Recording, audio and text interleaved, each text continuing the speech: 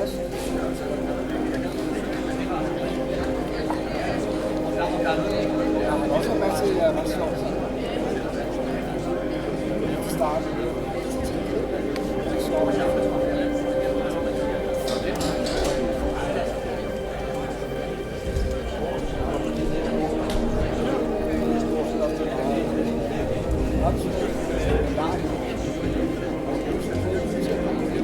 det kommer.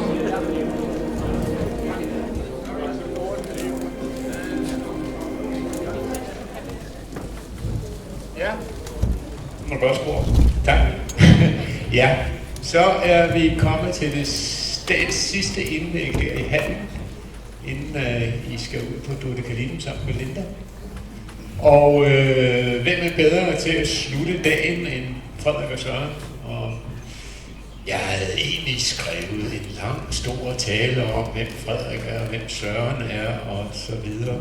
Men jeg tænker egentlig ikke, det er nødvendigt. Er nogen, der ikke kender dem? Det er jeg glad for. Men skal vi ikke give dem en varm velkomst, og så skal vi lige lave noget teknikfiksering.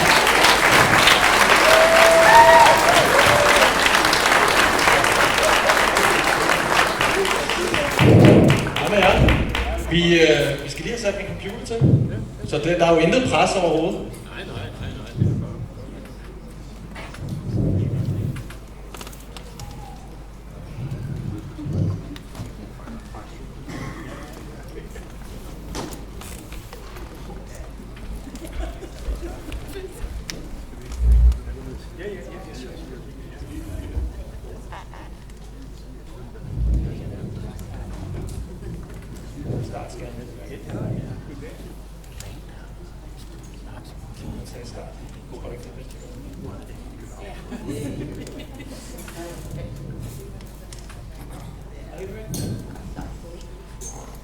Og så håber vi, at lyden virker også.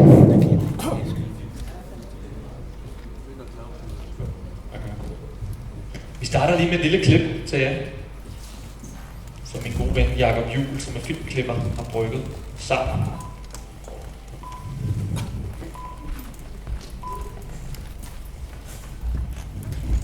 Good evening. Tonight we go after a fantastic story.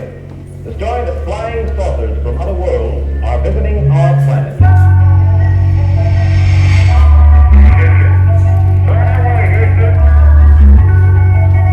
July 8, 1947, a cloud from New Mexico, the Army Air Force has announced that a flying disc has been found. In 1951, a UFO circled the fleet in Korean waters. This was picked up by radar from a 14-naval vessel.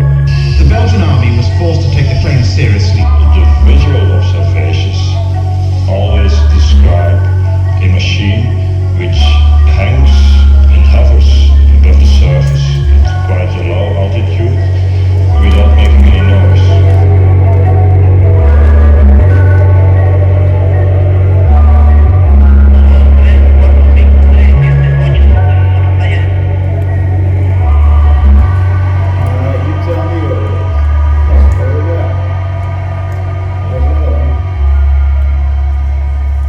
Hey, Sue?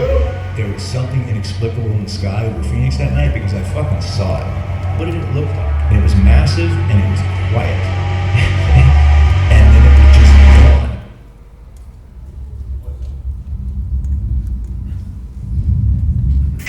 Actually 9 flying saucers, flying discs that are out there. An incident in Puerto Rico where an object was tracked buzzing an airport, then flying into the water, popping back out before appearing to split in two and disappearing. Over the last several weeks, Nu vil sige en række videoer også igennem de sidste måneder her. Og alle sammen, de opfører sig spektakulært. Der er intet, der tyder på, at det er en teknologi, som vi kender til for noget helt andet. My name is Luis Elizondo. I'm not actually really sure how we got the deal with you. I had someone forward me, actually believe it or not, that's in the government, forwarded me your email request. So Okay. Wow. somehow someone knows who you are.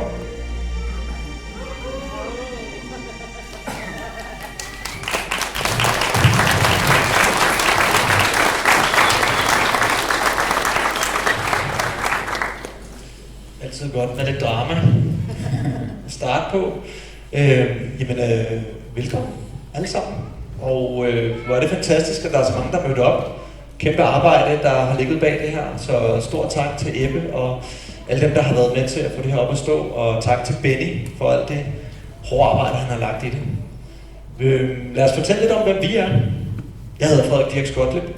Jeg er egentlig ikke uddannet journalist, men jeg arbejder som journalist og har gjort det de sidste 12-13 år og har lavet en lang række af radioprogrammer. Og det var så først i 2020, at jeg fik idéen til Flyvende Tallerken. En interesse inden for et felt, som har fulgt mig siden jeg var barn. Fordi min far han var ret hardcore inkarneret UFO-believer. Og synes, det kunne være sjovt at snakke med mig om det. Så det har vi altid gået og snakket lidt om. Og så kom muligheden endelig for at lave noget om det, rent professionelt. Jeg hedder Søren Sørensen, og jeg er major i flyvevåbnet. Jeg har fløjet F-16 førhen. Og jeg gik egentlig bare og passede mig selv, indtil en dag Frederik ringede til mig og spurgte, om jeg ville være med i en podcast om liv i det ydre rum. Så tænkte jeg, at han har fået forkert nummer. Men ugen efter, så sad vi i studiet og optog det, der blev til episode 2 i Flyvende Tallerken. Så nu, i stedet for at flyve 16, så flyver jeg Flyvende Tallerken. Altså, for at være helt ærlig, så ringede jeg til Søren udelukkende, fordi jeg regnede med, at nu skulle jeg have en pilot ind, som kunne fortælle mig, hvorfor de her videoer overhovedet ikke, de her Pentagon-videoer, som der jo florerede på nettet, og som lige var blevet bekræftet fra Pentagons egne rækker, var virkelige videoer, som man ikke kunne forklare. Jeg tænkte, Søren han ville meget hurtigt fortælle mig, at der ikke var noget at komme efter. Og det var afsnit 2 ud af 15, og så var jeg også lidt bekymret for, hvad skulle de resterende afsnit så handle om. Men Søren han mødte op og var faktisk ret overrasket, fordi det viste sig også, at de her videoer var ikke særlig velkendte i jeres række, i forsvaret eller blandt piloter. Det var ikke rigtig nogle videoer, man havde set eller snakket om. Det var langt mere noget, der eksisterede ude blandt UFO-nørderne. Så min tanke var, at måske man kunne forene alt det, som UFO-nørderne taler om, og så nogle af de eksperter, der faktisk ved, hvad det drejer sig om. Ja, præcis. Jeg havde ikke set videoerne før. Efter Frederik havde ringet, så skulle jeg forberede mig og sådan noget. Så det måtte jeg gøre. Jeg kiggede på dem, og der er noget om snakken. Vi kommer til at se dem senere. Ikke kort, men det gør vi. Ja, det er jo altid svært at vide, når man skal ud og holde foredrag. Hvor meget ved folk? Har de hørt Flyvende Tallerken? Er de opdateret på det hele, eller skal vi ligesom starte fra Adam og Eva? Vi kommer til at gennemgå et par af de events, der ligesom har ført til, at vi står her i dag. Men vi har også lidt kortere tid, end vi normalt har, så der er nogle ting, vi er nødt til at springe over. Ja, og så har vi også nogle nyheder med. Det har vi. Der har jo lige været en høring i kongressen. Så jeg glæder mig faktisk til at høre, hvad Søren han siger om den video, der blev vist, hvor vi ser en UFO og et missil støde ind i hinanden. Men det kommer vi til hen mod slutningen. Så et af de spørgsmål, jeg får ofte, det er jo, hvor længe har man kendt til UFO'er? Og det er jo svært at sige. Det kan jo potentielt være noget, der går rigtig langt tilbage. Men så den mere, den moderne UFO-bølge, kan vi kalde den starter i omkring midt i 2. verdenskrig, hvor piloter beretter om at se mystiske ting på himlen. Og som I kan se her på det her den her lille notits fra New York Times, 14. december 1944, så troede man på et tidspunkt, at man havde cracket den her case og fundet ud af, hvad det var, der fløj rundt og generede piloterne. Man troede simpelthen, det var et hyperavanceret nazi-våben. Det har jo så vist sig ikke at holde vand. Men det var altså noget, man kaldte for Foo Fighters dengang. Spøgelsesraketter blev det kaldt herhjemme i de danske UFO-magasiner. Ja, det var en kendt ting blandt dem, der fløj i krigen, at de her lys, de fulgte dem på missionerne af ukendte årsager. Og man kan så sige, hvorfor de ikke gravede i det? Det kan sige, de havde problemer nok. Jeg har selv fløjet i krig, og der er meget at tænke på. Er der så følger lys efter dig, det går ind under detaljer. Så. Men det med piloter, og det at det starter, kan man sige, blandt piloter, er meget sigende for, hvor vi er i dag, og også hvad vi har fundet ud af i vores podcast, fordi der er rigtig, rigtig mange piloter, der mener at se ting i luften, som de i hvert fald ikke selv lige udebart kan forklare. En hurtig tidslinje. Kenneth Arnold 1947, det er altså inden nedstyrtet eller det påståede nedstyrt i Roswell. En amatørpilot, der er ude at flyve, ser de her mystiske flyvende disks i luften, og lander og fortæller pressen, at han har set noget, som er meget mystisk. På det her tidspunkt der er vi ikke sådan helt med på UFO'er og flyvende tallerkener, men det er sådan omkring her, at begrebet flyvende tallerken første gang blev brugt af en journalist. Et par måneder efter sker der noget meget mystisk nord for Roswell. Der falder noget ned på en mark, og man holder en pressekonference, hvor man prøver at afskrive det med en vejrballon, selvom man dagen forinden har sendt en meget mystisk pressemeddelelse ud, hvor man siger, at man har fundet en form for flyvende tallerken. Det kommer vi også lidt tilbage til. Så har vi jo en lang tradition, når det kommer til whistleblower, eller i hvert fald folk, som har været ansat i enten flåden eller luftvåbnet, som går ud og fortæller deres historier om UFO'er. Og en af de første, det er Donald Keyhoe, som udgiver artikler og bøger, og altså går ud allerede i 50'erne og siger, prøv at høre, UFO'er findes, og vi kan ikke forklare, hvad de er. Det leder til en bølge, blandt andet folk som George Adamski, som udgiver en masse bøger. Det går lidt ned ad bakke ret hurtigt for Adamski, da han begynder at snakke om konferencer på andre planeter, og ret hurtigt bliver han afskrevet som en svindler. Og den slags er der jo meget af inden for det her felt. Men George Adamski er jo en af grundene til, for eksempel, at min far begynder at interessere sig for UFO'er. Det er jo så inden man vidste, hvad han var for en fyr. Men der begynder at komme mange af de her ufolog-typer og researchere, som desværre også er med til at give UFO'er et rigtig dårligt navn. I Danmark, der for den knald på UFO-fronten, der er sindssygt mange små UFO-klubber, og der pibler frem overalt i det danske land. Og det er nok mest kendte forening, SUFOI, som stadig eksisterer. Så vidt jeg ved, den ældste forening herhjemme, når det kommer til UFO'er. Og deres ikoniske blad UFO-nyt udkommer altså også for første gang her i slutningen af 50'erne. Og det er jo faktisk de magasiner, jeg finder hos min far, da han jo desværre dør i 2013, og jeg skal rydde op i hans sommerhus, hvor han boede. Der ser jeg alle hans gamle UFO-nyt magasiner og tænker, wow, hvor er de flotte, og kæft nogle sindssyge historier, der er i nogle af dem. Det bliver egentlig et startskud for mig. Min far, han var en ung mand, da han begyndte at interessere sig for UFO'er. Han startede det, der hed Gentofte UFO-gruppe, GUFOG, super godt navn, og interesserede sig sådan set for UFO'er til den dag, han døde. Men det var, nu sagde jeg tidligere, at det var noget, som meget min far ville tale sig om. Det er faktisk lidt en overdrivelse, fordi selvom han gav mig nogle bøger om UFO'er, og vi så nogle Steven Spielberg-film, så er det først efter han døde, at det gik op for mig, hvor meget han troede på UFO'er. At han faktisk troede på det som et virkeligt fænomen. Ja, det er en tegning fra min børnebog, og det er et billede for første gang, jeg tager et skridt, hvor min far han er der til at holde mig i hånden. Og det er selvfølgelig et trist grundlag på noget at opdage en hobby igennem en far, der dør alt for tidligt. Men det er også en fantastisk måde at lære afdøde familiemedlemmer at kende på. Jeg har til den bog, der hedder UFO-mysteriet, researchet grundigt på, hvem min far egentlig var, og hvem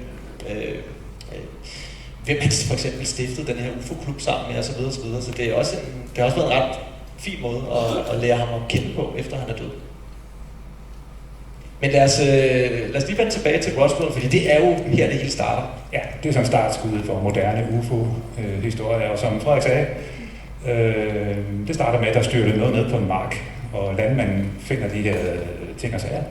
Så ringer man til sheriffen, og han synes nok, det var lidt underligt, så de kontakter den nærmeste base, som hedder Roswell, som sender nogle eksperter ud. Og det er, hvad man gør i militæret, det er, at man sender nogle efterretningsfolk ud. Det er dem, der sender graver i, hvad der sker derude. Og de tager så de her ting med, og udsender en pressemeddelelse, som nok vil gøre de fleste journalister misundelige. For den går verden rundt med det samme. De skriver i klart sprog, vi har fundet en flyvende tallerken, der styrter ned. Og den vækker selvfølgelig interesse og går verden rundt. Ja, muligvis den mærkeligste pressemeddelelse, der nogensinde er blevet udsendt. Og vildt også, at de springer helt hen og smider svisken på disken og siger, vi har fundet den her flyvende disk. Men ikke så længe.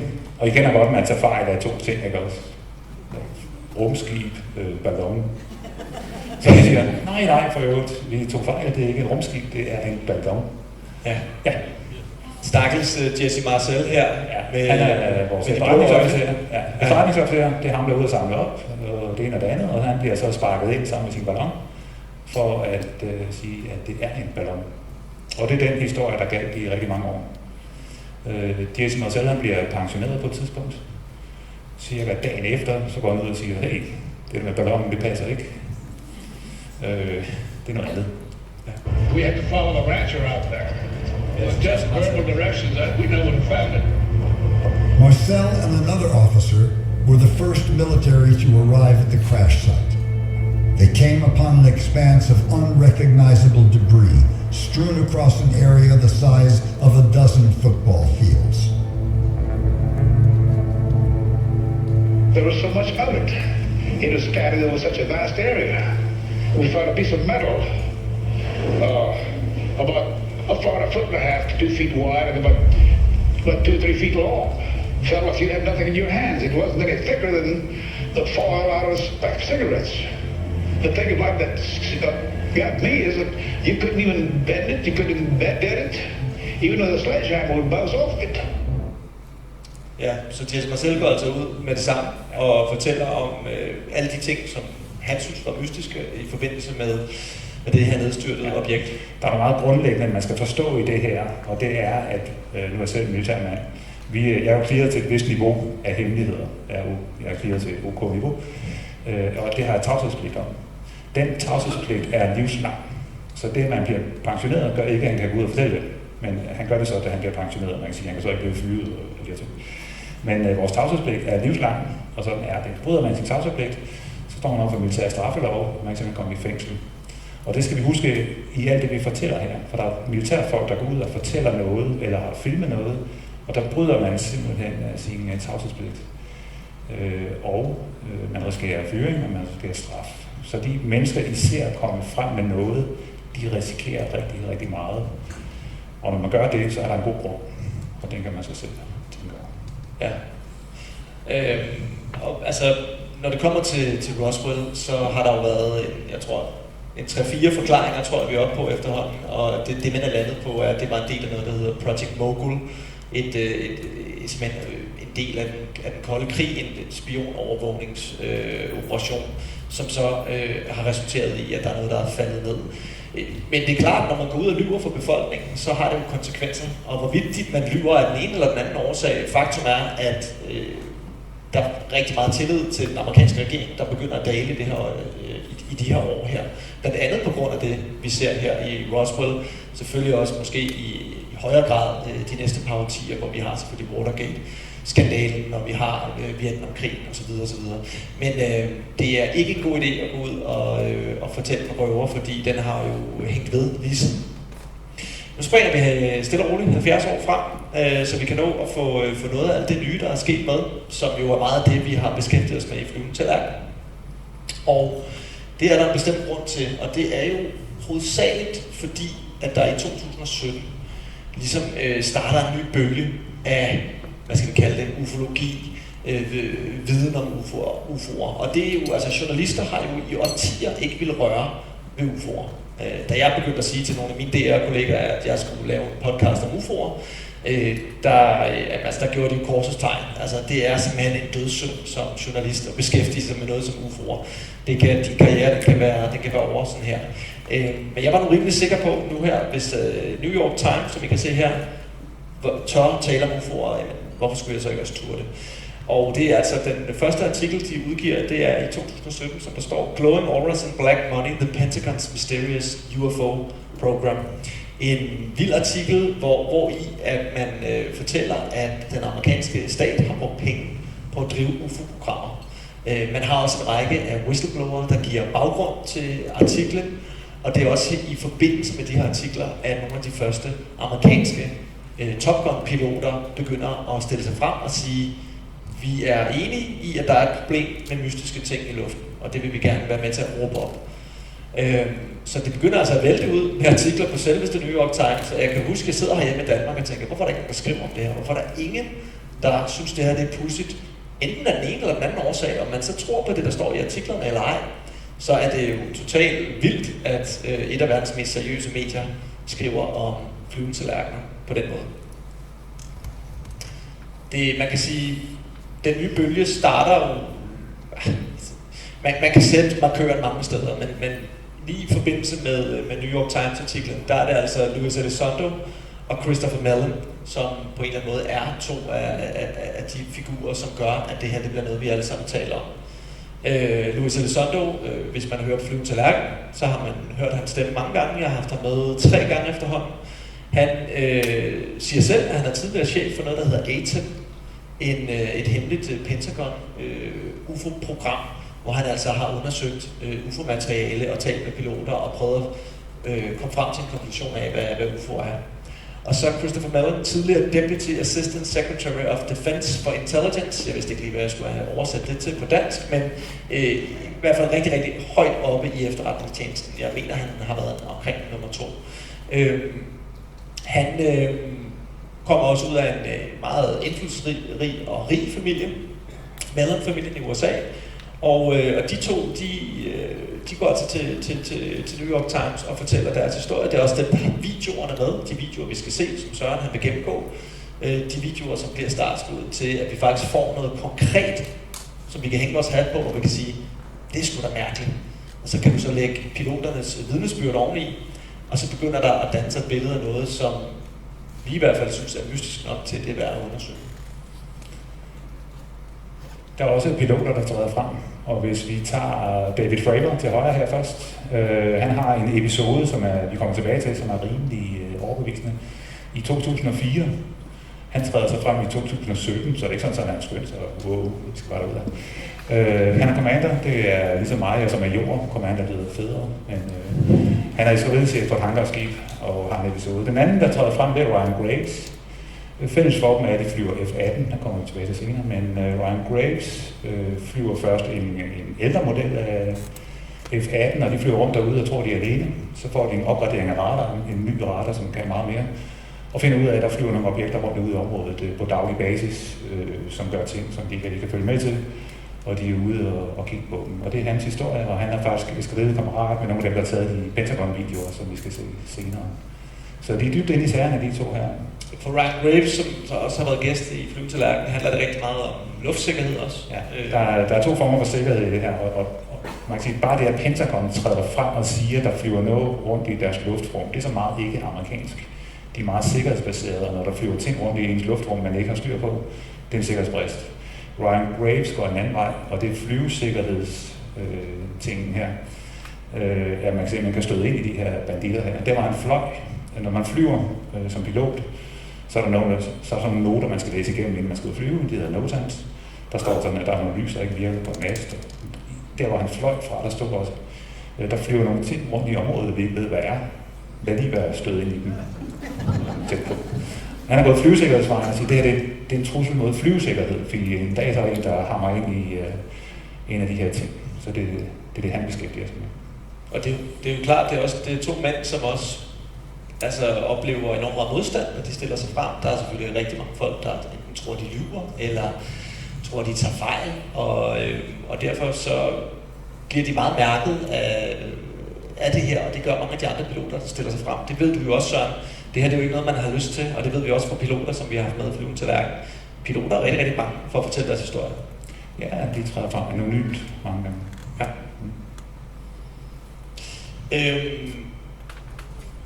Noget af det, der også stod i en af de nyere New York Times artikler, en artikel fra 2020, det var, at der var en nedtælling i gang til, hvad der skulle blive den første UFO-rapport, i hvert fald i nyere tid, fra Pentagons side. Og den kan jeg huske, vi gik og ventede på, mens vi lavede programmet, og tænkte, kan vide, om den kommer nogensinde, eller om de bare kommer til at fejre det ind under gulvtæppet, og så dør det her emne ud. Men den dukkede faktisk op. Den kom den 25. juni 2021, og den var, jeg tror, det husker jeg ikke, meget mere end 7 sider lang. En meget, meget lille rapport, hvilket jeg jo virkelig godt kan lide, fordi så jeg kan ikke lide at læse lange rapporter.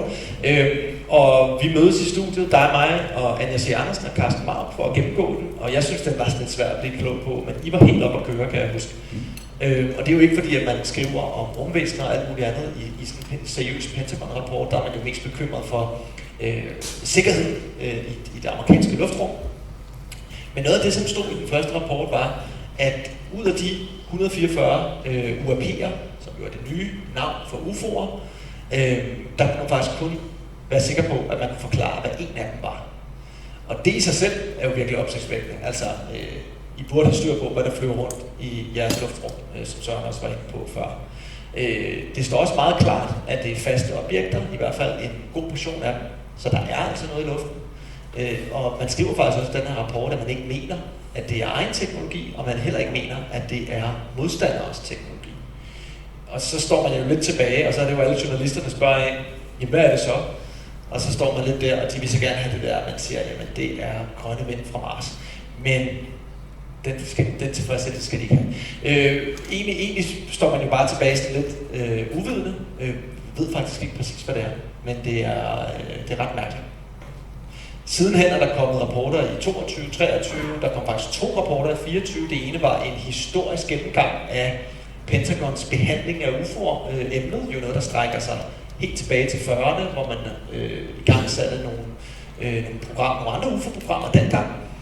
Og den rapport kan vi komme tilbage til, når vi skal snakke om den nyeste høring, kom der enormt meget kritik af. Men egentlig prøvede de jo at konkludere på det tidspunkt, at de ikke mener, at der var tale om extraterrestrial, altså om ikke-jordisk aktivitet, og samtidig kunne de heller ikke forklare, hvad det er, der flyver rundt op i luften. Så et mærkeligt paradoks. Der kommer den første høring, 17. maj i 22. Vildt, det havde 3 år siden, det føltes som i går, hvor de her meget, meget klodsede politikere og embedsmænd, de står og prøver at få deres videoafspillere til at virke.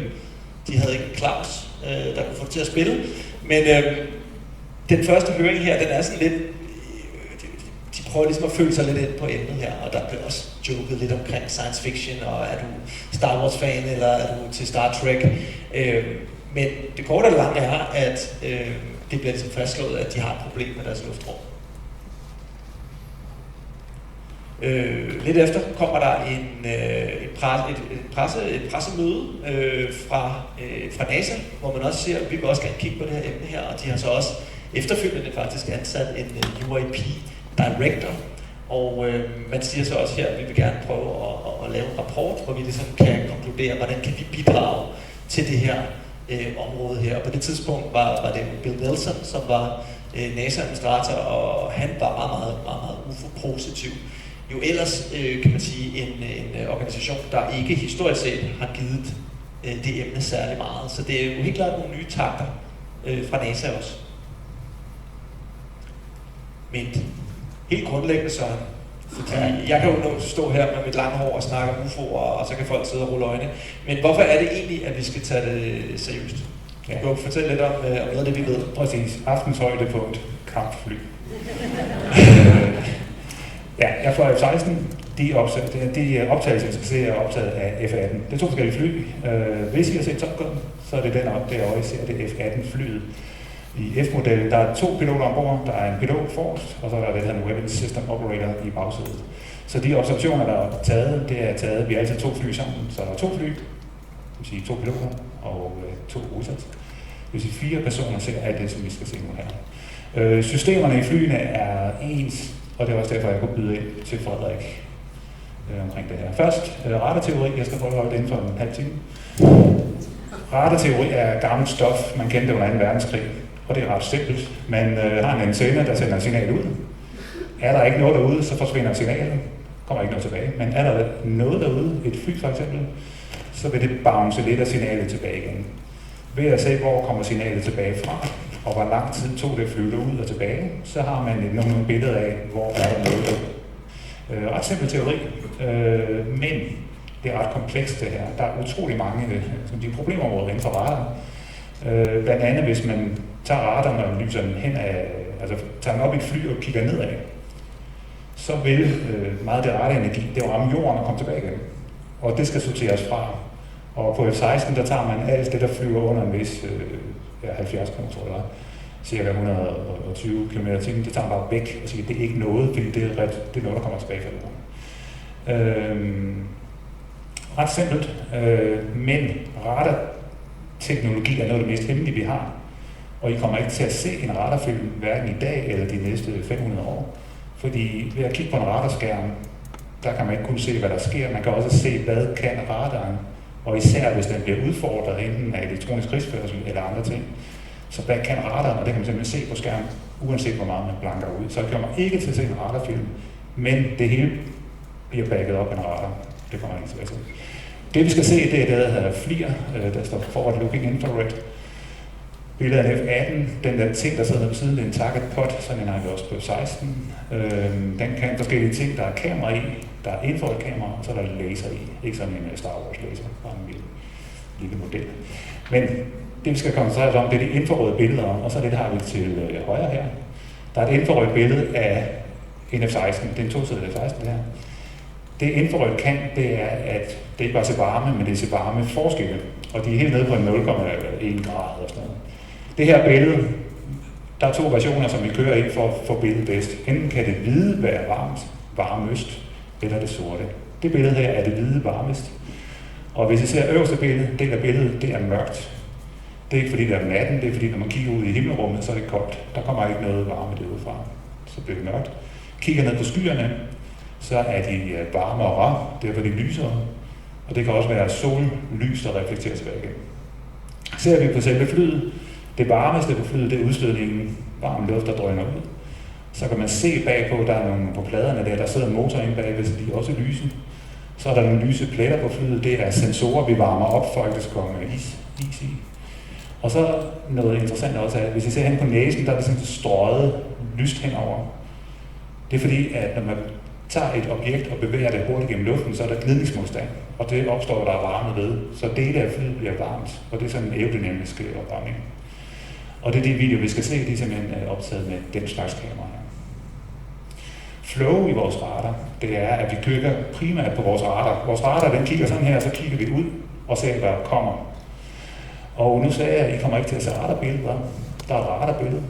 Hvordan kan det hænge sammen? Jeg har googlet det her.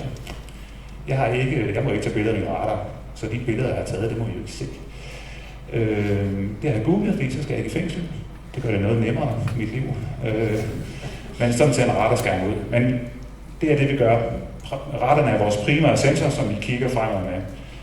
Når vi ser noget interessant, så låser vi på, og så tager radaren og hjælper FLIR'en til at kigge det rigtige sted. FLIR'en er, som man kigger med sugerør.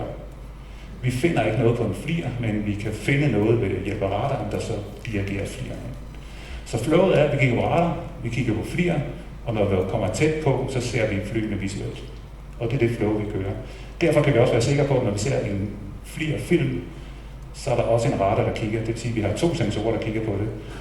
Og i de fleste tilfælde ser piloterne det også, det vil sige, at der er 3 sensorer fordelt på 2 fly og 4 mand, der ser det her. Så der er rimelig meget backup på det, der bliver set. So what you're telling me is that UFOs are real. Bill, I think we're beyond that already. The government has already stated for the record that they're real. I'm not telling you that. The United States government is telling me that.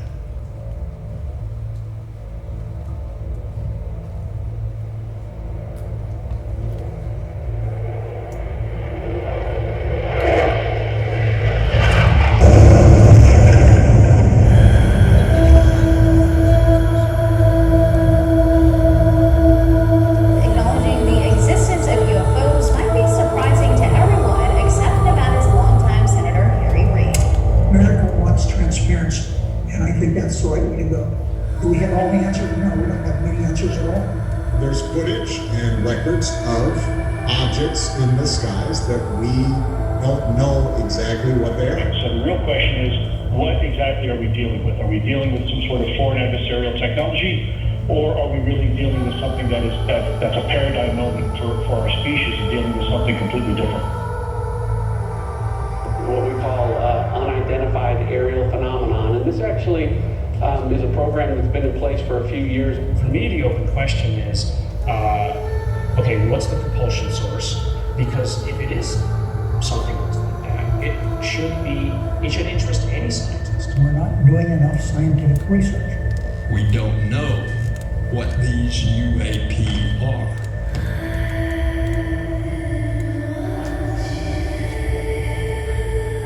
What did it feel like when it was looking at you? I felt scared.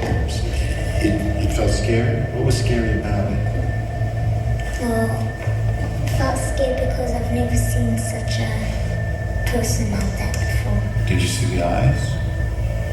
What did they look like? They were red like that. Where was the pointy part? Was the pointy part in here, or was the pointy part there? All four of us, because we were in F-18F, so we had pilots and Wizzo in the back seat, looked down a small, saw a white tic-tac object with a longitudinal axis pointing north-south and moving very abruptly over the water. Well, Splash. Mr. Bush, finally, do you believe that our government is in possession of UAPs? Absolutely, based on interviewing over 40 witnesses over 4 years. And where? I know the exact locations, and those locations were provided to the Inspector General. Analyzed videos like this.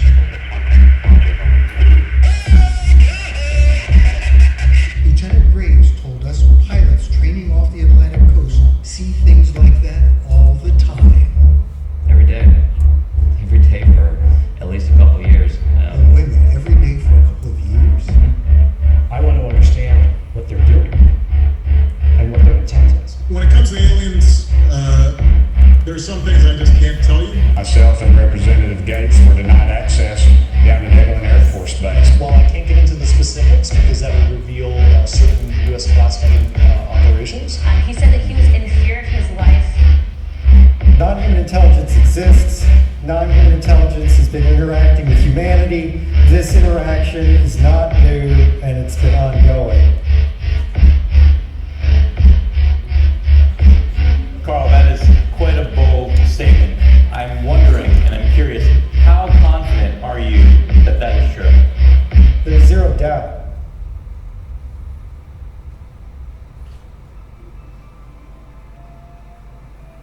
Obviously, we're over the target, and they know it. That's why they're firing at us. And if there isn't anything, then why the push to cover it up? Why don't we know? All we want is transparency. Tell us what it is. Ja, det er meget rart at få lidt visuelt på en gang, men det kan også være svært selv at huske alt det, der er sket de sidste 5 år. Der har jo været så meget rent politisk, og også når det kommer til vidner, UFO-vidner. Men lad os kigge på de videoer, I lige fik en lille smagsprøve på her, og hvorfor sådan en som Søren synes, det her emne overhovedet er interessant. Fordi det er jo klart, det er jo et kontroversielt emne, og mange af de her skikkelser, som vi ser i den her video, er kontroversielle. Der er også et par af dem, som jeg gerne så blev smidt ud af hele den her UFO-diskussion, fordi jeg simpelthen synes, de fyrer for meget lort af. Det er absolut ikke alle inden for det her emne, der har de samme gode intentioner. Men en ting, vi kan gøre i hvert fald, for at skære lidt igennem noget af det bullshit, der også er på det her emne, det er ved at kigge på noget af den data, vi har. Og det er ikke meget, vi har, fordi at Pentagon er ikke så ivrig efter at give os det. Men lad os prøve at kigge på UFO-videoerne. Lidt baggrund. TikTok-episoden 2004, Søren. Ja, det var Fravor, som vi talte om. Han er eskadrillechef, Top Gun-instruktør, så hans CV er rimelig stærkt. De er ude at flyve en carrier group. Der er mange skibe, et af dem er USS Princeton, og i dagvis der ser de en del objekter, der flyver rundt. Kommer ned fra meget stor højde ned til havoverfladen op igen. De flyver 8 timer rundt, hænger stille. De laver nogle ting, som de ikke kan følge med til. På et tidspunkt skal David Fravor og hans kolleger ud at flyve, og så beslutter man så, at nu skal vi ud og kigge på de her objekter, eller de her radar returns, som vi har derude. Og så de sender 2 fly ud. De skulle egentlig på en træningsopgave, de skulle ud til et bestemt område, til et bestemt punkt, men de bliver sat på sådan en real-life ting. Så de klikker en gang, så kan vi se vores gode venner der. Det er dem, der skal ud og flyve, og de flyver 2 fly, 2 piloter og så 2 backseaters der. Og det de fortæller, og det er deres historie er fuldstændig sammenstemmende, og den er troværdig, fordi jeg kan høre, at de bruger samme taktikker, som vi gør. De kommer ud 2 fly, og de flyver med ret stor bredde. Vi flyver sådan en kampformation. Der flyver vi med 2-3 kilometer imellem os. Og de kommer ud, og vejret er rigtig godt. De kigger ned på havoverfladen, og der er et område, der ligesom bobler, som om det koger. De kan så se et objekt, der hænger i meget lav højde. Objektet ligner en tic-tac, det er navnet, altså en mintpastet på størrelse med en container. De bruger samme taktik som os. Hvis vi kommer 2 fly, og vi skal angribe 1 fly, så er 1 fly, der engagerer, et andet fly, der støtter, så Alex der trækker hen over kampen, og han går ned i en spiral for at se, hvad der sker. Da han nærmer sig det her tic-tac-objekt, så begynder det ligesom at reagere på ham, så det flyver modsat ham rundt i sådan en cirkelkamp, indtil det går helt op på ham og forsvinder sådan der. Det forsvinder så ikke helt, fordi umiddelbart efter det her forsvundet, så kalder de for radarskibet, at det objekt, det hænger på et punkt, og det var det punkt, som de oprindeligt skulle ud og træne til. Det er ikke et punkt, der står nogen steder, det står på knæet af piloterne og sidder i computeren. Så det er lidt underligt. Men historien pilotmæssigt er meget, meget valid, for de gør, som vi gør, og det han beskriver er meget realistisk. Ja, de har jo bakket hinandens historier op. Altså det ville jo være nemt nok at smide David Fravor under bussen, hvis man synes, at det var mærkeligt, at han pludselig var ude og fortælle UFO-historier, velvidende, at der aldrig var en UFO. Men Alexander Dietrich, som først står frem i 2021 i forbindelse med den 60 Minutes dokumentar, eller det indslag i 60 Minutes, som vi lige så et bid fra før, går altså ud og bakker hans historie op, og har som ung person i det amerikanske forsvar ret meget at miste, og i øvrigt 60 Minutes, det at de overhovedet laver et indslag om UFO er ret vildt. Det er sådan bredt anerkendt som måske det mest lødige journalistiske tv-program i USA. Men lad os kigge på... Den første her er ret utydelig på grund af noget data dengang. Der står utrolig meget på skærmen. Det skal I se bort fra. Det vigtigste, det foregår mellem de to lodrette streger. Det er derinde, det hele foregår hele tiden. Henover der er ligesom en lille flyvemaskine og en horisont, eller det er en horisontlinje med en flyvemaskine. Det er fordi, når man sidder og flyver, så kigger man normalt ud. Men når man kigger ned på skærmene, så kan man kigge på dem lang tid, og der kan godt komme til at dreje og sådan noget. Så det får at give piloten en idé om, hvad der er. Derfor de streger der. Øverst så står TV lige nu. Det er et tv-billede. Lige om lidt skiftet til IR. Det er et infrarødt billede. Og det foregår mellem de to streger her. Der bliver zoomet lidt frem og tilbage. Og nogle gange så skifter så det mørke, det er varmt. De skifter lidt frem og tilbage, derfor er det lidt forvirrende. Det der er med vores systemer, det er, at de er ret pålidelige, og de kan en masse ting, men når de bliver usikre, så giver de piloten et signal om, at vi er usikre på, at vi kan holde det, vi skal. Og det de gør, det system her, det gør stregene større og spreder dem ud, og det siger, at systemet har svært ved at følge med til, hvad der sker. Og det er det, der kommer til at ske lige om lidt. Det her er efter, de er landet, og de sender næste bølge fly ud. Så det er optaget af en anden pilot end oprindeligt. Men så er der vel også noget omkring formen, og igen nogle af de... Det der sker lige nu, hvis vi kommer tilbage til det der, det er, at systemet bliver usikker på, om det kan følge med til, hvad der sker. Og lige pludselig så forsvinder objektet ud af siden. Man siger, ja, fedt nok, ikke også? Sagen er, at vores systemer, de er jo gearet til, hvad vi forventer. Og vi forventer et kampfly. Det er det, vi går på. Og F-16 har 120.000 heste. Det kan ikke lave det nummer her. Det kan ikke forsvinde så hurtigt, så vi ikke kan nå at få systemerne med. Så den acceleration, vi sidder sidelæns ud af skærmen her, den er meget, meget stor. Formen er svær at se. Den er nok den her tic-tac-formen. Andet kan man ikke se. Så det, der er bedst ved den her, det er historien bag, men den bliver bagget op af et system. Den næste her billede er bedre. Øverst kan I se, der står IR. Det er et infrarødt billede. Nedenunder står der 54 grader L. Det betyder, at målet er 54 grader left, eller til venstre. Igen, I kan se flyet, og I kan se horisonten, så han ligger simpelthen og drejer til venstre. Det interessante er mellem de to lodrette streger, der er et objekt, og vi prøver at gå ind igennem og høre, hvad de siger, for de bliver ret begejstrede den her.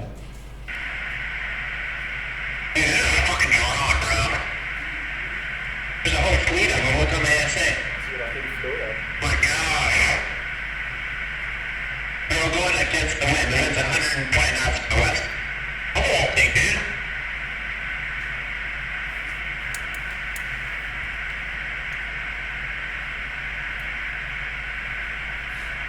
That's not LNS though, is it? It's not. I do have LNS, man.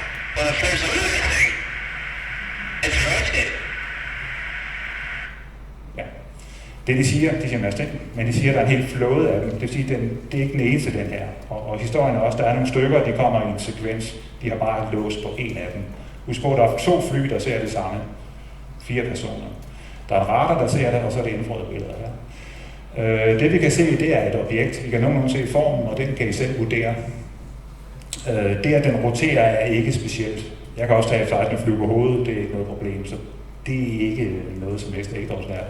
Den flyver ikke specielt stærkt eller noget som helst, det er ikke ekstraordinært. Men det, der er til det, og det kommer jeg også tilbage senere, det, der mangler her i, at den flyver, det er noget som vinger, for eksempel. Det er noget som styreflader, og så især noget som en motor. Som jeg viste på det billede med F-16, så kan vi se varmeforskellen ned til 0,1 grader. Alle motorer, vi kender, udleder varme, om så er det raket, jet, stændelmotorer eller elmotorer, de bliver varme. Jeg viste også på F-16, at den ligesom var strøget hen og på næsen der, så der er en aerodynamisk opvarmning også. Det ser vi heller ikke her. Altså, vi kan ikke se nogen varmeforskelle. Vi kan ikke se, at der er en motor inde i. Vi kan ikke se, at der er en udstødning. Og det gør det sådan en smule problematisk for os at flyve rundt. Og så skal man jo huske, at ifølge en mand som Ryan Graves, og ja, det har vi ikke data på, men så det her er jo ikke bare noget, der er sket én gang. Nej, det her det er en blandt mange, det er så den, der er frigivet. Ja. Han fortæller, at flyvende tallerken faktisk, det burde jeg selvfølgelig have mere styr på, men at de faktisk på et tidspunkt ser den her video, og at admiralen kommer ned og kigger på, og det er ikke den eneste video, de har siddet og kigget på, men de synes, at den var meget besynderlig, og admiralen han siger ikke et ord, og smutter igen. Og det har undret ham lige siden den dag, hvorfor man ikke tog det mere seriøst. Det kan også godt være, at man tager det seriøst, men man bare ikke taler om det. Men hvorfor der ikke er nogen, der kommunikerer, fortæller om det her. Der er en masse piloter her, som er ret utrygge ved, at der flyver mystiske ting rundt i luftrummet. Så det i sig selv er jo sindssygt mærkeligt. Ja. Den sidste her er nok den mindst interessante. Der bliver kigget noget nedad, og I vil se, at der kommer en dimsedut flyvende, hvor man prøver at låse på. Og det måde, man opererer systemerne på, det er, at man trækker systemet hen på, og så slipper man systemet for at se, om det bider på. Og først par gange, der misser det, men det sidste får de fat i den. Og I er ikke i tvivl, fordi der er et hurra-råb på vej, når den kommer.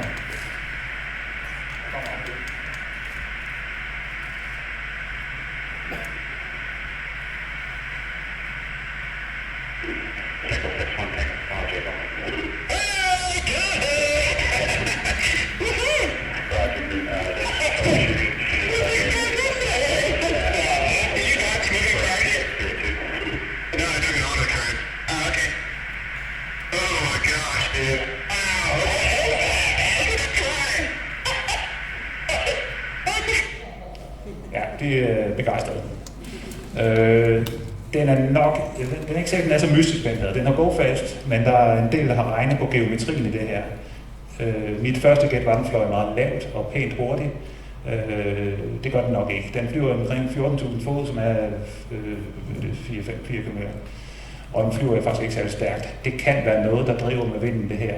Og det der speed rush, man får, er på grund af flyets hastighed, som kigger kraftigt bedre. Det er en mulighed. Det her kan være en ballon, I don't know. Det kan også være noget andet. Så navnet er lidt misvisende, og geometrien er også.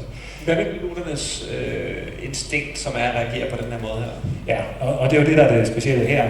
Hvorfor bliver de så begejstrede? Der er et andet mystisk ved det her. Og en ting, vi også skal huske ved alle de her 3 videoer. Når videoen stopper, er det jo ikke sådan, at de flyver hjem og spiser frokost. Altså, de fortsætter jo. På den her, der ligger og roterer. De flyver hen og kigger på den. Det gør vi også altid. Når vi nærmer os noget, så går vi helt hen på. Jeg har været få meter fra alle de russiske kampfly i Østersøen, for det er det, vi gør. Vi går helt hen og kigger. Så det er ikke sådan noget, der er noget mystisk derude, men skal vi smutte? Nej, det gør det ikke. Vi går hen og kigger. Det ser vi bare ikke på videoen. Nej, altså, så du lægger også ret meget vægt, kan man sige, i piloternes udsagn. Du er selvfølgelig også selv pilot, ja. Men ja. Der sker noget ekstraordinært, det kan jeg også høre på deres. Ja. Det er meget sødt. Ja, sødt. Sejt. Maskulint. Ja. Yes. Men vi er selvfølgelig også nødt til at kigge lidt på fejlkilder, og der kan selvfølgelig være 100 af dem, men vi har lige taget et par af de mest normale her. Ja, der er jo utroligt meget. Altså sensorfejl. Selvfølgelig kan der være fejl på sensorerne, men husk, der er 2 fly, der har en sensor hver, og vi ser nok den bedste. Og piloter taler altid sammen om, hvad ser vi? Ser vi det samme? Og ser vi ikke det samme? Hvorfor ser vi ikke det samme? Så sensorfejl kan man stort set udelukke det her. Refleksioner. Vi kender de fleste. Der kan være refleksioner med 2 fly, der ligger med kilometers afstand. Måske ikke så meget. Faste påstanden. De her piloter risikerer det hele ved at lægge det på bordet, så jeg tror ikke, de lyver. Naturfænomener, det er en sandsynlighed.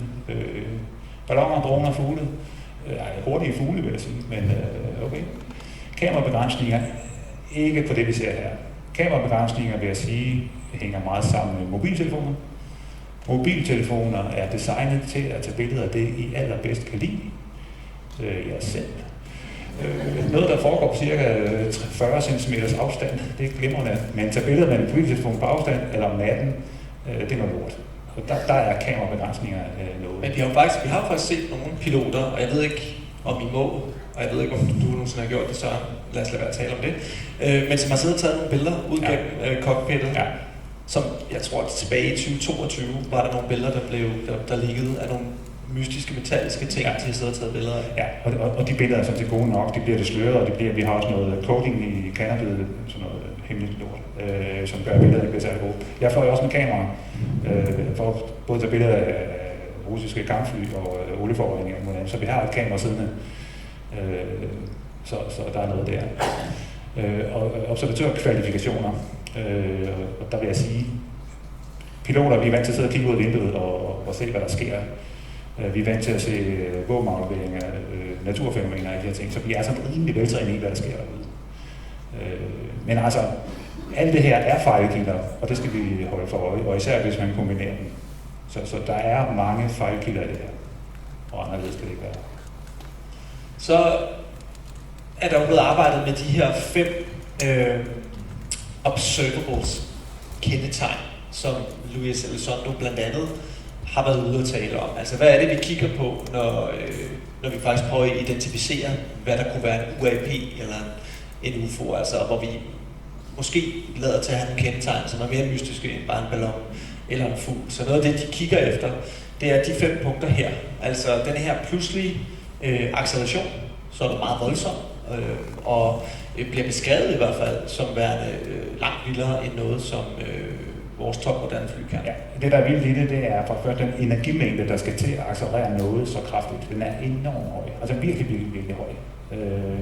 Så er der det, om den her genstand kan holde til det.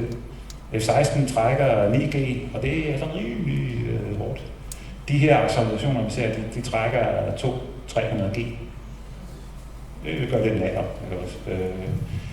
Og så er det, hvis der er noget levende inde i, kan det holde til det her, medmindre der er noget, vi ikke kender til. Så der er en del problematikker i meget kraftige accelerationer. Der er jo altså generelt høje hastigheder, som hurtigere end... Hypersonisk er 5 gange lyden eller over. F-16 kan flyve 2 gange lyden, og det har jeg gjort, det er rimelig stærkt. 5 gange lyden er meget stærkere. Ja, jeg er glad for, at det ikke er mig. Jeg vil sige, bare når du træder på speederen i din Tesla der det er nok mere end rigeligt for mig.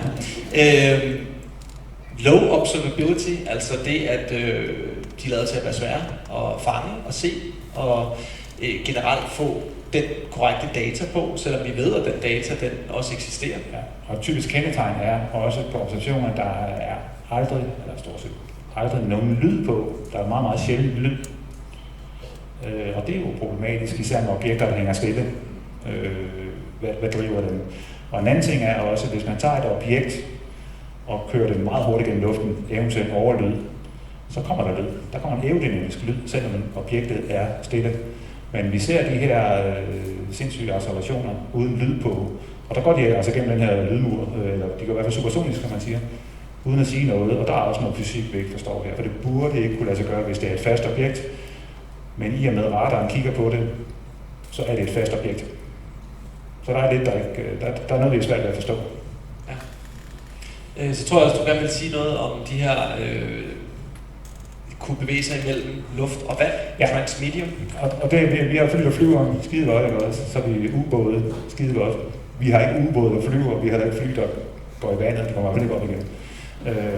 Men vi har nogle droner nu jo faktisk, som kan lige dykke ned og komme op igen. Ja, men heller ikke mere end det. Men altså, man har set objekter flyve rundt, 8 timer, hænge stille, gå i vandet, komme op igen, flyve videre. Teknologi, vi har meget svært ved at forstå. Og også en fremdrift. Altså, vi har ikke motorer, der kører både i luften og under vandet skide godt. Altså, der er noget, der bare ikke hænger sammen. Der er jo også noget omkring de videoer, vi så før. Altså, hvis vi går ud fra, at det ikke er fejlidentificerede fugle og fly, at det er et pudsigt sted at støde på ting midt ude på det åbne hav, som det jo er her. Ja, det er det langt. Altså, så når vi snakker droner og det ene og det andet, ligesom vi for eksempel har snakket om droner herhjemme, dronerne ude fra Køge, som fløj ud over vandet efterfølgende. Det er jo sådan noget, der virkelig får folk til at klø sig i nakken. Altså, ligger der et fly, ligger der både x antal meter ude, som de kommer fra, er det der, de er lettet fra? Fordi droner kan altså ikke flyve i timevis på den måde, som det vil kræve at operere ude i det område der. Eller det er i hvert fald ikke umiddelbart nogle droner, vi kender til, og slet ikke i 2004. Så er der hele den her positive lift og antityngdekraft. Ja, der er i hvert fald, som sagt, vi kan ikke se nogen vinger eller opdrift på de her ting, der flyver rundt. Altså det hele taget er der noget fysik, vi ikke forstår, og som Michael sagde meget væk i det første indlæg. Tyngdekraft forstår vi ikke helt, men vi har måske med noget at gøre, som vi ikke forstår i forhold til tyngdekraft.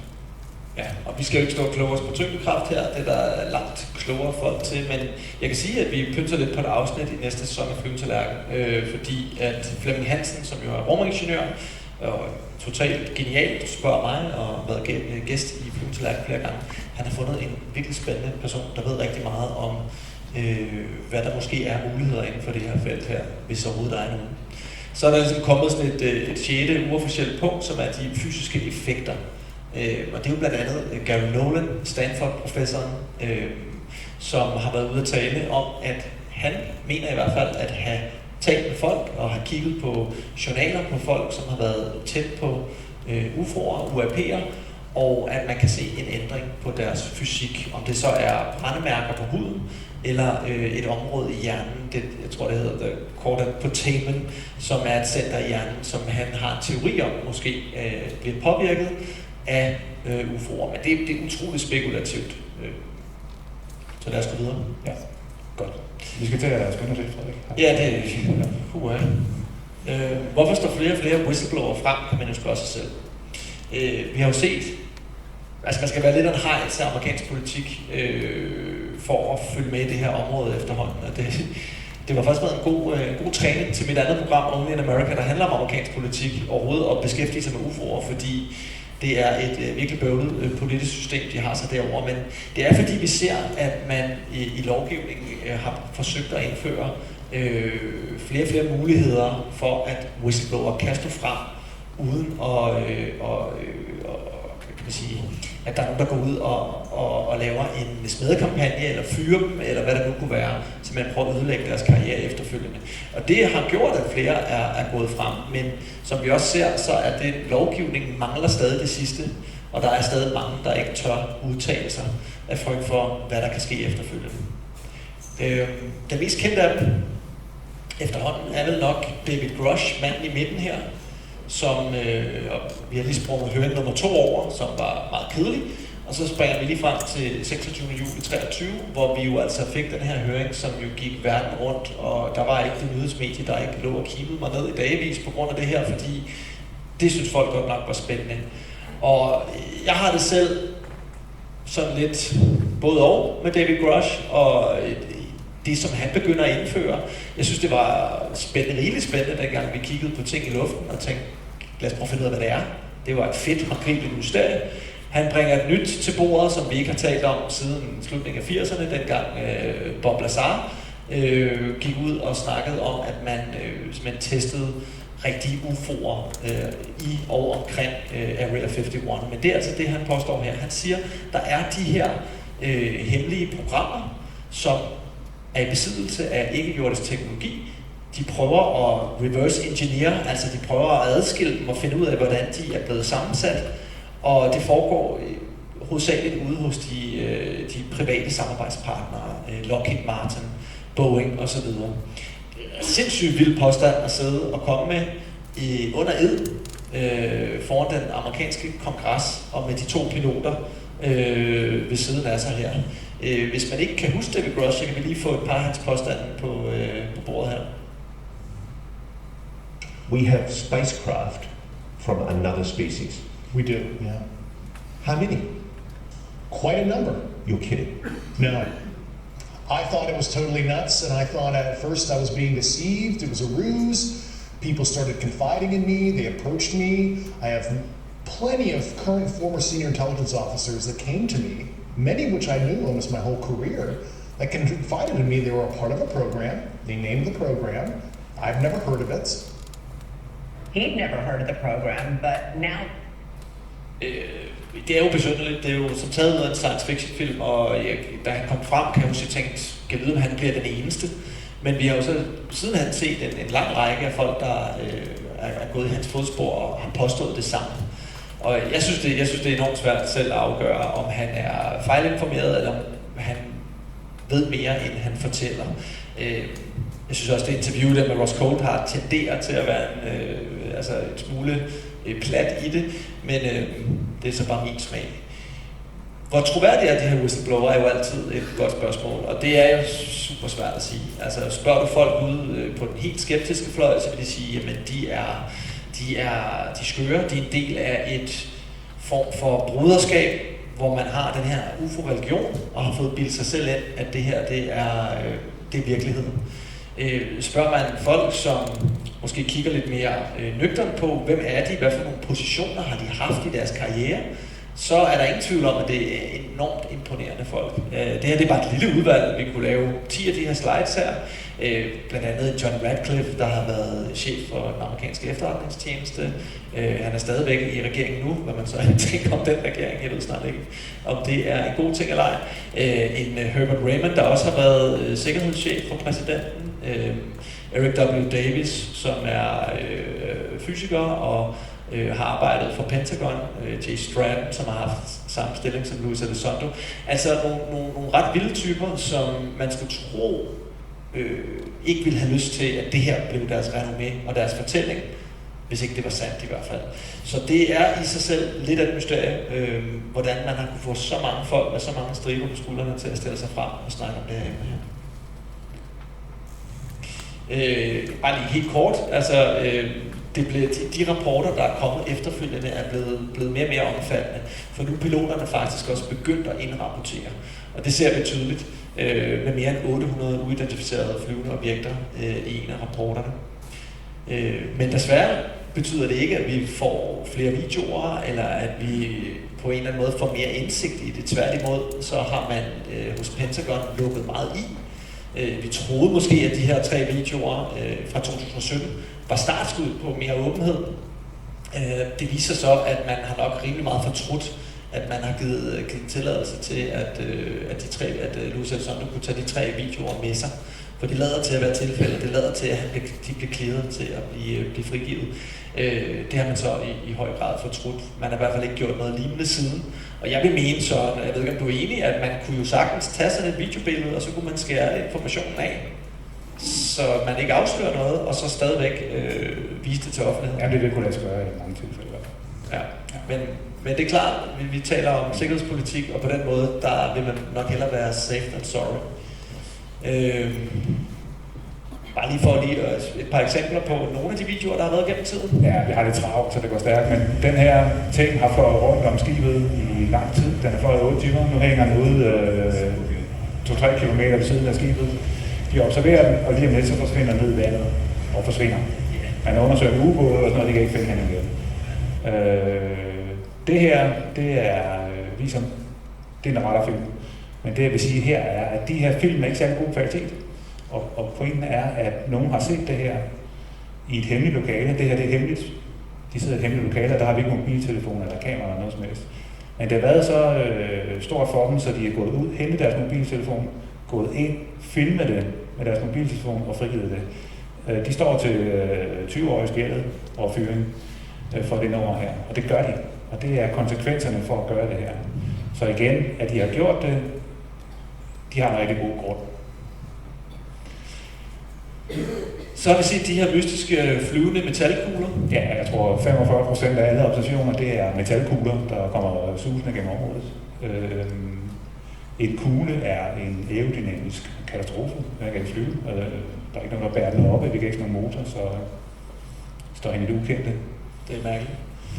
Og vi har endda fået en lille video på den faktisk. Den har jeg ikke sat ind, men hvor vi lige ser flyve gennem billedet.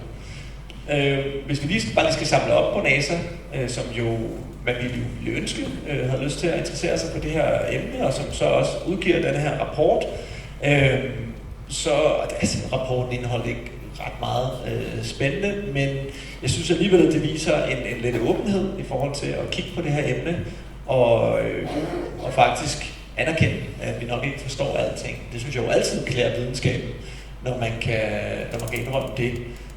Derfor behøver man selvfølgelig ikke tro på flyvetallerkener nødvendigvis.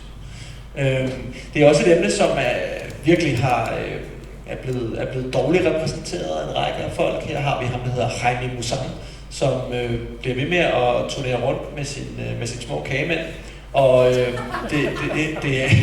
altså, så vidt jeg har forstået, har jeg stadig ikke set et eneste håndgribeligt bevis på, at de her små mumier her repræsenterer noget ikke-jordisk. Og selv hvis de skulle vise sig at være ægte, jamen, så er der jo ikke nogen, der siger, at de kommer fra det ydre rum.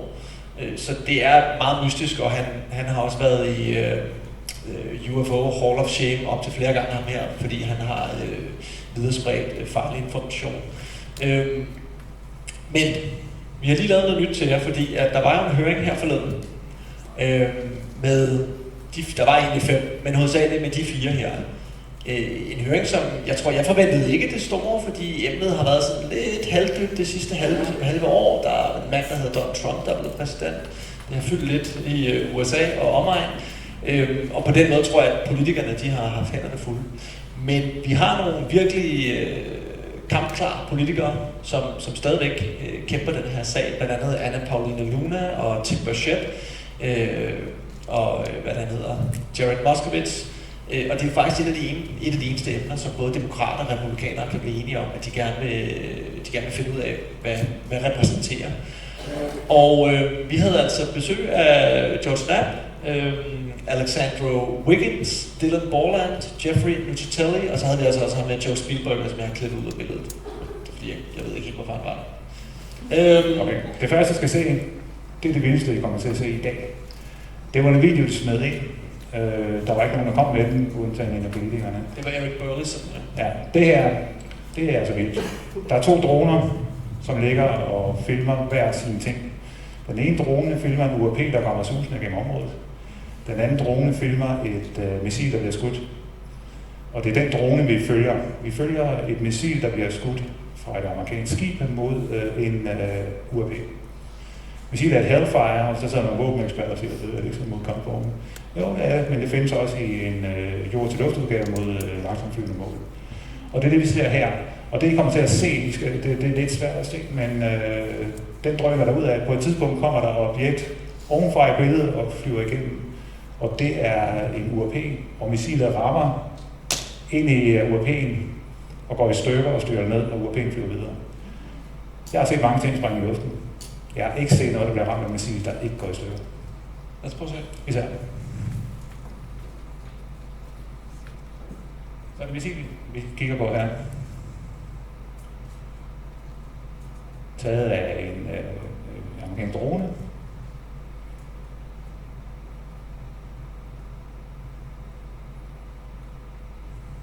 Der kommer UAP'en, den rammer. UAP'en flyver videre, missilet styrer ned. Og den rammer altså clean, det giver det hit, den får her. Der ser vi UAP'en, det er fra den anden drone, den flyver glad og frejdig videre, som om intet var sket. Og så slutter det. Og det her er med militære briller ekstraordinært. Jeg har ikke set noget i luften, der kan... Altså ting, der flyver i luften, det er som en softskill, og det ryger sgu ned, når man kigger på. Noget, der bliver ramt direkte i luften, det falder ned normalt. Det gør den her ikke.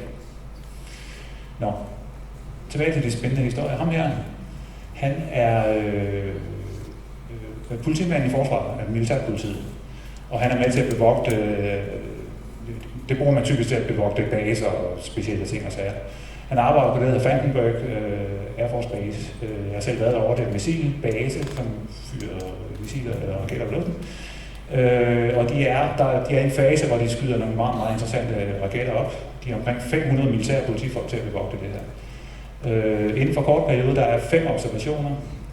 2 af dem er trekantet objekt på størrelse med, eller større end en fodboldbane, der hænger stille hen over basen i 45 sekunder, og forsvinder sådan der. Det er 2 observationer. Nogle det er noget lys, og så får han lige som bonus, får han lige en hjemme i sin egen baghave, hvor han sidder med kollegerne og kigger.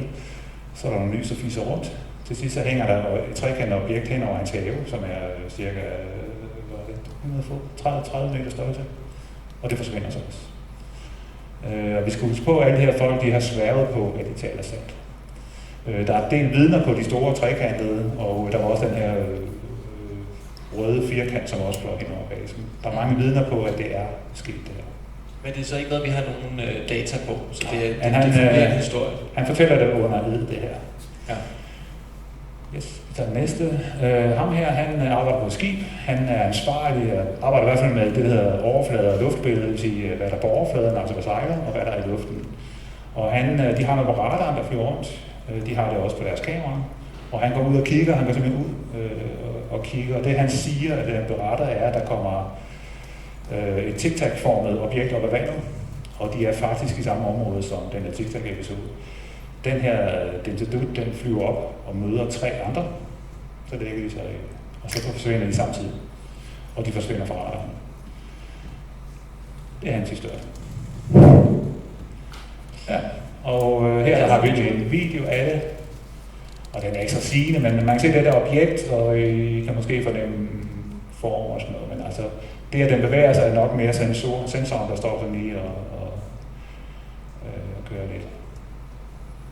Så det er optagelse fra skibet, det der. Yes. Så havde vi ham her et sådan lidt sandfarvet jakkesæt, hvilket er dårligt valg, fordi han lignede, at det var ved at tisse bukserne. Han er tydeligvis nervøs. Men i hvert fald, han er efterretningsspecialist. Han er så whistleblower, det har fået nogle konsekvenser for ham. Hans historie er, at han er på Langley Air Force Base i Finland. Han er på natholdet, og så er de aflyst på grund af noget vejr og noget, så går han rundt derude og kigger og snakker i telefon. Og han kigger ud over flyvefeltet, og der er en hangar, der tilhører NASA. Og i det han kigger over, ser han noget lys, der bevæger sig og tænker, okay, det har han set før. Men det han så ser, er et objekt på 30 meter størrelse. Trekanten kommer hen imod ham. Det hænger i 30 meter højde hen over ham lige foran ham. Og hans telefon, som han går og snakker i, den bliver meget, meget varm og brænder stort set sammen. Det hænger der lidt, og han beskriver overfladen som lava-agtig. Den har nok ikke en fast overflade, den her.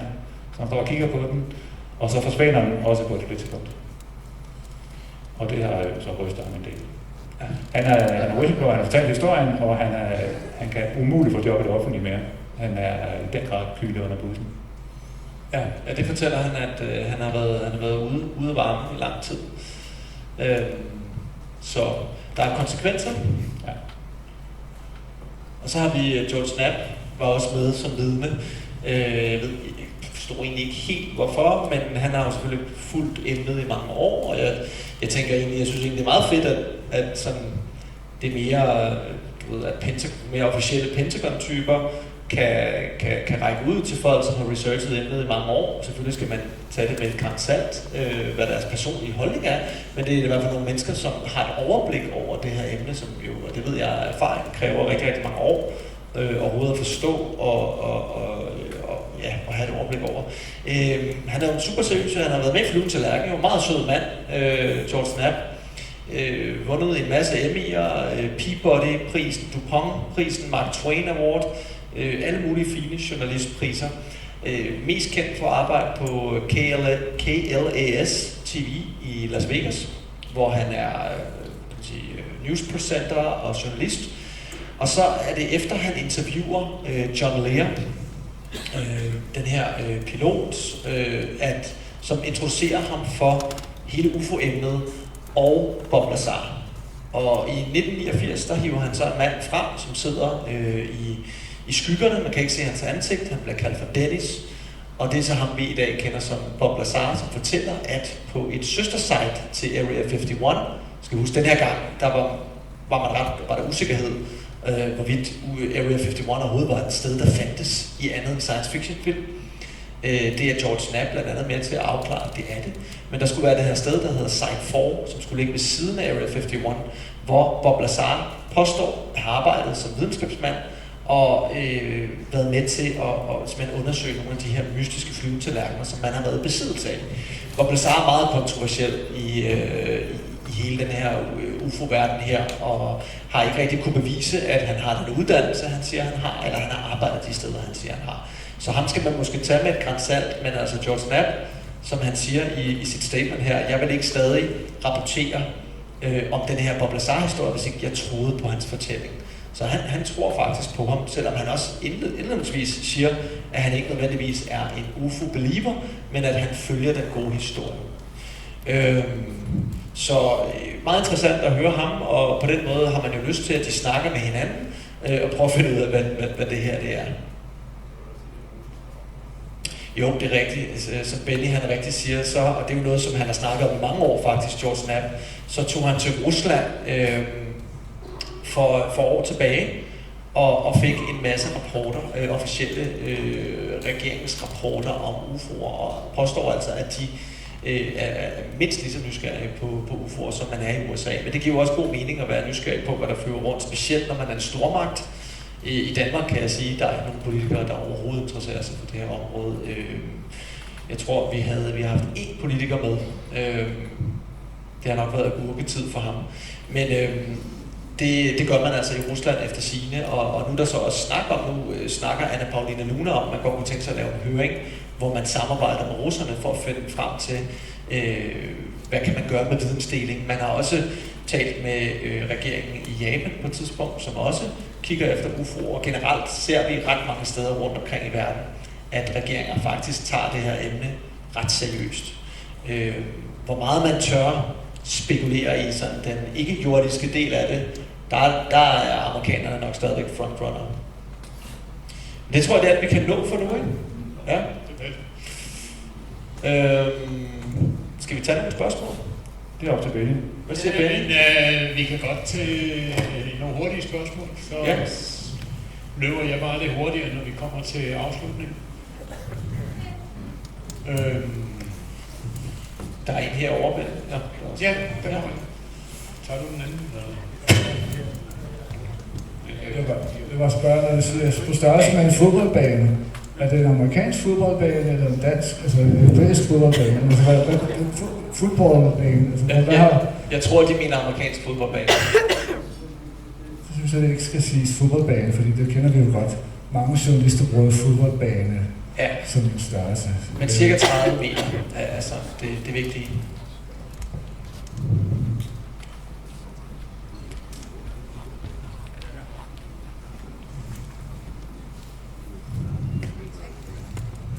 Ja.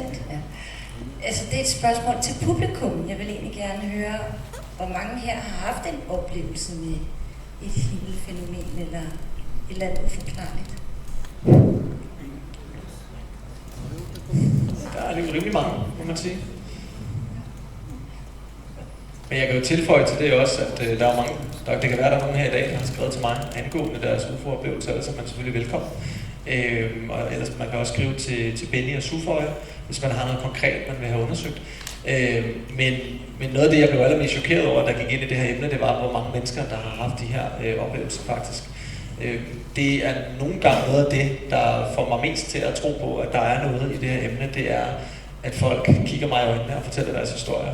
Og det... Hvis man ikke har prøvet det før, så er det svært at forklare, hvor stærkt det faktisk kan føles som statement. Vi har nogle andre, der har hånden oppe. Jeg ved ikke... Ja. Yes, tak for et godt oplæg først og fremmest. Jeg har et spørgsmål nok til Søren.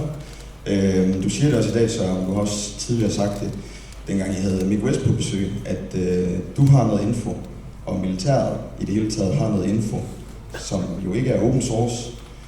Og så vidt jeg husker, så har Anja for eksempel også tit advokeret for det her, at vi skal have noget data tilgængeligt til den menige mand, altså for at vi kan blive klogere på det her. Så jeg ved ikke helt, hvad det skal lede til, men jeg tror, jeg spørger dig, altså, hvad er så nu?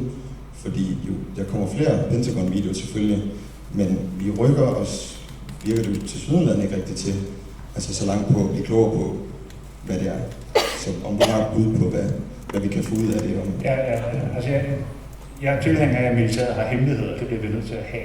Og lige med Mick West, skal du ikke hisse mig op her. Men, der er mange af de her lænestolseksperter derude, som googler sig frem til ting og tror, de ved det hele. Og du kan faktisk også finde manualen til F-16 og nogle af vores systemer. Det kan du finde på nettet, undtagen det hemmelige tillæg.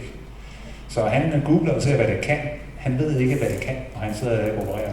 De her folk, de har siddet 1000 timer med systemet. Så er det lidt svært at komme ind og spille skidesmart, ikke også?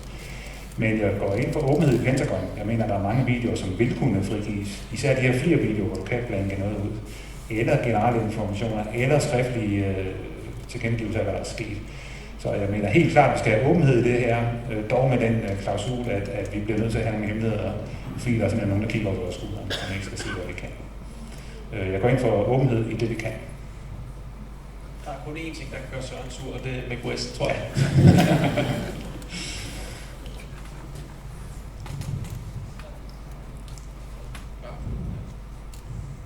I nævner mange flotte ting som Roswell og Area 51, men tænker I så nogle aspekter som Skinwalker Ranch med i alt det her UFO-teori og så videre? Altså Skinwalker Ranch er jo lidt en historie for sig, synes jeg egentlig.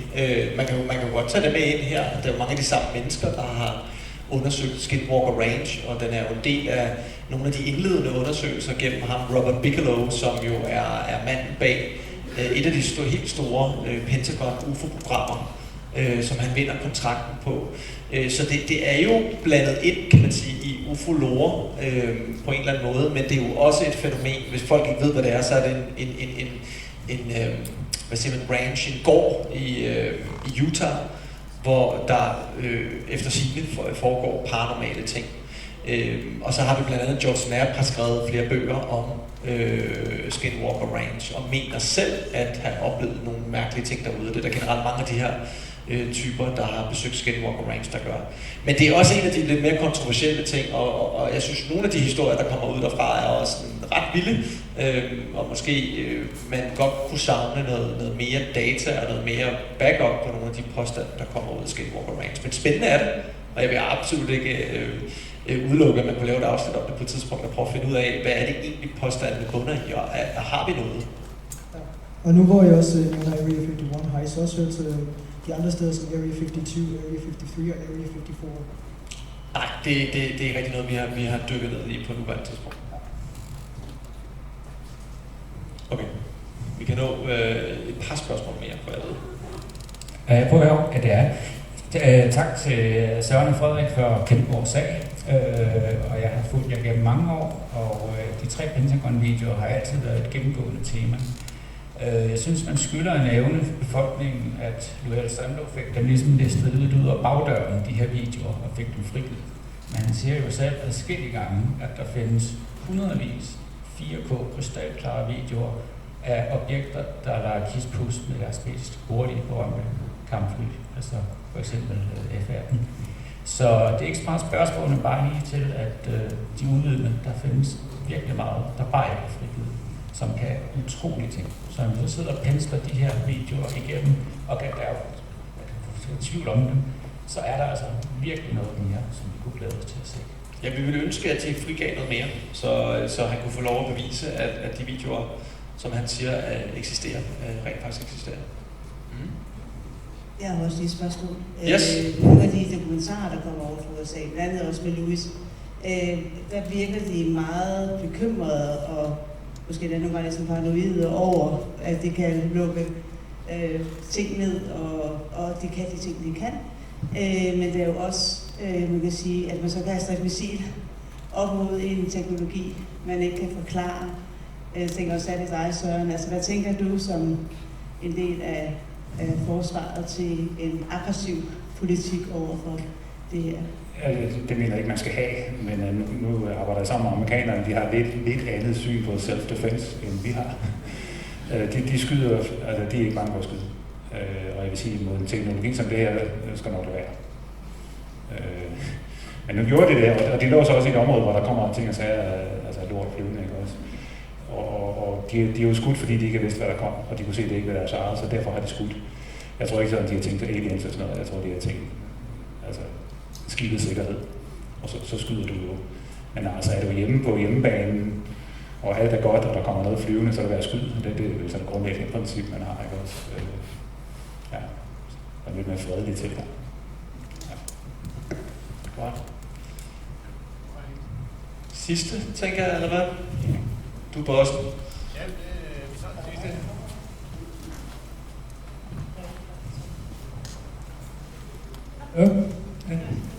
Hvis nu man skulle, hvis I ville prøve at spørge om en tidshorisont, hvor lang tid vil I mene, der går? Det lyder som om, I jo tror på, at fænomenet er ægte. Hvor lang tid vil I skyde på, at det ligesom går, før det bliver videnskabelig konsensus, og det er noget, som alle tror på? Fordi at hvis det er noget, der har ligesom befundet sig, og noget, man har observeret siden altså i 80 år nu, er der så dårlige udsigter til, at det er noget i min levetid, for eksempel, tror I, der ligesom bliver almen kendt? Det er et godt spørgsmål. Til det der med, at man tror eller ej, altså jeg prøver egentlig altid at holde mig sådan lidt ude af enten for meget at tro eller ikke at tro. Altså jeg synes egentlig bare, det er sjovt at prøve at følge det her og se, hvad kan vi få af beviser på, at der måske er noget. Og jeg vil sige, jo, jeg tør godt sige, at jeg tror på, at der flyver et eller andet rundt, vi ikke kan forklare. Hvad det så er, det synes jeg desværre ikke, vi er kommet så meget tættere på. Og til dit spørgsmål der, det er jo interessant, altså, fordi hvad der skulle til før, at det er noget, som folk begynder at anerkende som noget, der eksisterer? Jeg er sindssygt meget i tvivl, fordi jeg synes jo egentlig også, at vi er blevet præsenteret gennem tiden for ret meget interessant data, og alligevel, så kan man sige, den brede kollektiv bevidsthed rykker det måske ikke så meget. Men det er måske også i orden, og måske er det fint nok, fordi det kan jo også vise sig at være et eller andet, som ikke kommer udefra, og så er det måske også lidt ærgerligt at have blæst en stemning totalt op. Men jeg tror, at nogle dage, der beviser, og specielt hvad vi ser med AI og deepfakes osv., jeg tror beviser, det bliver ikke nemmere fremadrettet. Og når folk siger, hvor er alle de gode videoer, så der er masser af videoer derude. Spørgsmålet er bare, tror du på afsenderen? Tror du på det, du ser? Og der har vi et problem med beviser nogle dage, synes jeg. Altså, jeg tror, man skal opleve det selv, før man kan blive sådan 100% overbevist om, at det her, det findes. Men jeg tror måske også, der er på den lange bane, der sker jo også en masse, som Michael Nørne også har fortalt om tidligere i dag, der sker jo også en masse i den videnskabelige verden. Altså, skal jo ikke længere tilbage i midten af 90'erne, før at exoplaneter blev opdaget.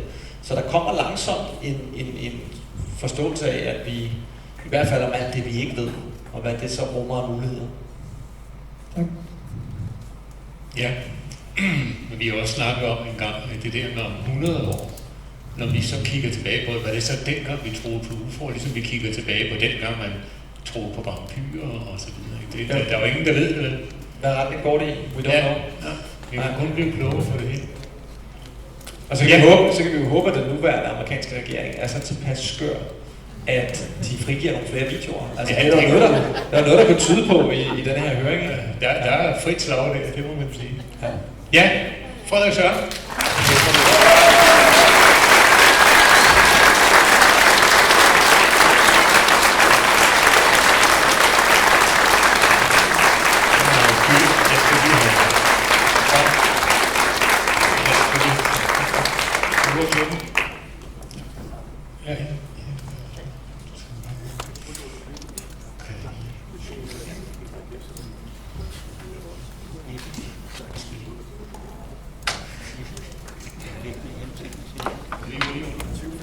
Ja, det er 20 25. Og jeg er stadigvæk lige dårlig til det.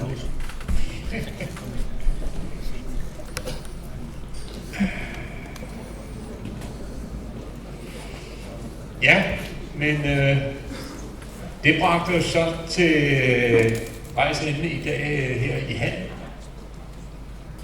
Og det her, det var jo ikke blevet til noget uden en masse gode oplægsholdere, som er kommet til Maribo og fortalt os om de her ting. Michael Linden Wørne, som lige tog afsted her, og Ole Henningsen og Frederik og Søren, som er ved at blive demarket nu, tror jeg det hedder. Så er der udstillerne, som er kommet og har vist og har forhåbentlig fået nogle gode snakke med de folk, der har været og fået kigget på nogle ting og solgt noget. Jeg ved i hvert fald, at vi har flere lykkeposer derovre, hvis I skal nå at have dem. Så er der Bo, Camilla og Claus og resten af teamet her fra Hallen, som har dækket op og har kørt det her, og vi har fået nogle virkelig flotte, jeg kunne ikke ønske mig nogle bedre rammer, end vi har haft her. Så det er jeg vildt glad på. Så er der Christian Bo Thomsen, min podcastmarker, og som har været med i baggrunden, og vi har haft det rigtig hyggeligt med det. Tak for det. Så er der Sune Roth, han er her ikke, men han har faktisk også været en af mine, hvad skal man kalde det, backing-folk, som har ligesom hjulpet lidt med at give mig nogle fif til, hvor man arrangerer sådan noget. Og så er der Asger, som har været vores bogmand. Han har været bogholder her i dag. Han har i hvert fald holdt det på bøger, har jeg set. Og gået til hånden. Det er helt fantastisk. Så er der Thomas Brisson, som har haft en lille transportopgave, og som ellers også altid har været god til at vende tankerne. Og så er der Michael Jeppesen, som har optaget helt målvildt. Alt, hvad jeg har sagt og gjort, hver en lille prut, det har han fået med. Og så er der endelig min kone, der har måttet holde til at høre om alle mine bekymringer om det her arrangement og alle de her ting. Så fru Bate, hun er spændt på at få mig hjem sådan på fuldtid igen. Så er der selvfølgelig styregruppen. Ikke for glemme. Der er Ebbe, som fik den her sindssyge idé. Sindssygt gode, vil jeg så tilføje. Der er Alex, og så er jeg så med. Nå, han kom der. Der er gået Koks ind her, men så er der Jonathan. Og der er Lisbeth, som er gået nu. Og så er der Martin, vores advokat. Og så er der Ole, som har været lægen, der kunne lægge koldt blod på panden af os, når det vi sådan var ved at brænde lidt sammen. Og så er der Stine, som går der og fotograferer her. Ja, det er hende, der er bag kameraet, I kan ikke se. Og så er der teamet hos Majbo Handel og Erhverv, som nu skal have en hel masse bogholderiopgaver og ting og sager her med at få styr på det hele. Ja, og så er der selvfølgelig vores sponsor. Der er Majbo Handel og Erhverv, der er Ram Rasmussen Fonden, der er Jyske Bank, og så er der Yes Marketing. Nu skal I lige straks ud og påkalde UFO'er. Jeg ved, der er et regnvejr, der lige er passeret, men det skulle være væk klokken 7, så det skulle være grønt lys over Dodekalitten. Men inden da, så tag lige mobilen frem og snup et billede af den der QR-kode. Der er et lille skema, fordi vi vil selvfølgelig gerne høre, hvad I synes om det, og hvad I synes om de forskellige oplægsholdere, og hvordan det er gået ellers. Og så det vil jeg gerne have, at I udfylder. Jeg lægger det selvfølgelig op på Dansk Uge, eller på UFO Majbos Facebook-gruppe. Et link der, det er sådan en lille Google-form, så I skal hverken give mailadresser eller navne eller noget som helst, så I kan jo gøre lige, hvad I har lyst til. Men med det er det ordene herfra, og så er det Linda, der tager over ude på Dodekalitten. Så jeg vil sige tusind tak, fordi I kom, og tak fordi I har været med til at gøre det sådan en fantastisk dag.